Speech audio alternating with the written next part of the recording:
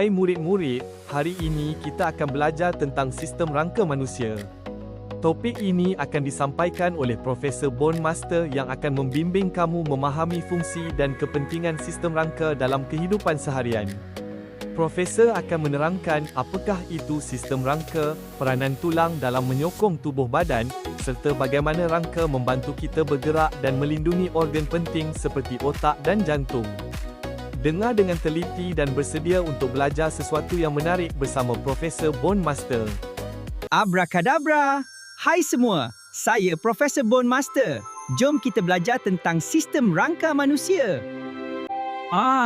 Sistem rangka ialah susunan tulang di dalam badan manusia. Ini ialah tengkorak. Tengkorak melindungi otak kita. Tulang rusuk melindungi organ dalaman. Tulang belakang pula menyokong tubuh kita. Tulang tangan dan kaki membantu kita bergerak dan bermain. Bolehkah kamu namakan rangka utama manusia?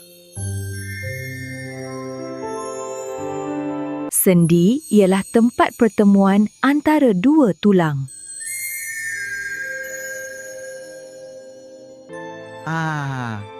Sendi leher membolehkan kita memusingkan kepala.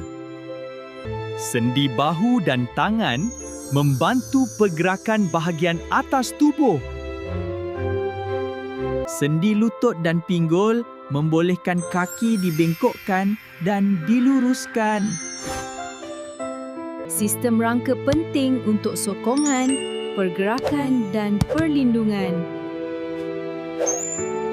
Harap semua dah faham sistem rangka manusia. Sampai jumpa lagi. Bye.